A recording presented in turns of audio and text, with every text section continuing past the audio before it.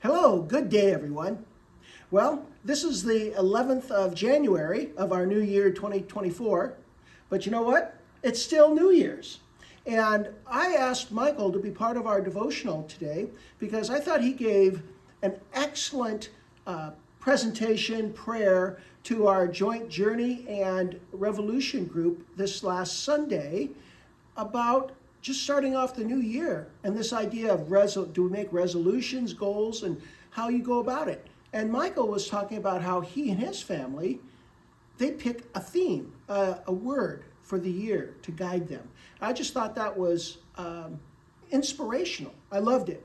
And so I thought Michael gave a great story, and I asked him to come today and just share a little bit about that. Thanks, John. Yeah. So, years ago when I was a single man, I used to have like 100 resolutions a year that I'd make. And people say, no one keeps New Year's resolutions. I used to keep about 50 out of 100 of them, but then the years would go by and I'd keep fewer and fewer.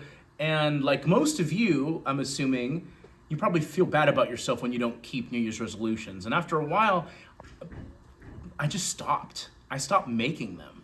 And I realized how counterproductive resolutions typically are, because you feel bad about yourself if you don't follow through. And so often we don't follow through, and the more resolutions we make, the more chance we have of not following through on them, right? And so we decided in my family that we would pick a word for the year, a theme that would sort of encompass what we're going to focus on that year.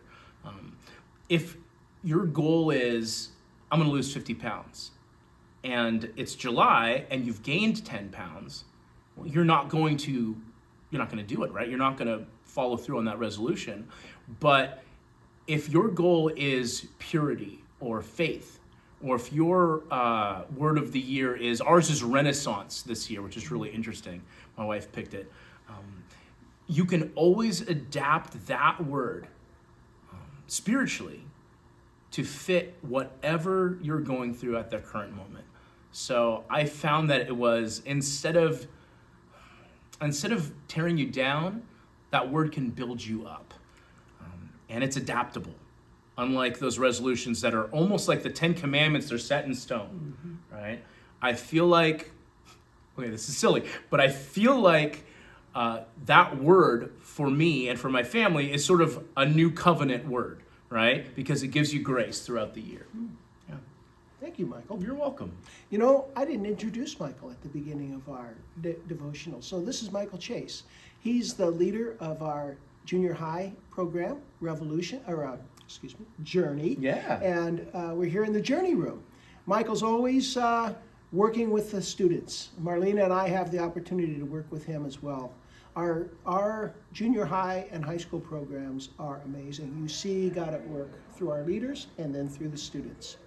I'd just like to close by sharing that after listening to Michael's presentation, Marlena and I went home and thought that was a great idea. And after some discussion, selflessness is our word for the year. And we think it really sets forth what we want to try to achieve. And there's a particular Bible verse that really, I think, speaks to it. It's 1 Peter chapter 3, verse 8. And it reads, "Finally, all of you, be like-minded, be sympathetic, love one another, be compassionate and humble." And that's our focus for this year. I like it. So Michael and I both, we encourage you. Think about this. In addition, if you do resolutions or you do goals, think about a verse or a word for the year that will guide you and your family in serving our Lord Jesus Christ. Thank you for listening. God bless you, your family, and your communities. Happy New Year. Happy New Year.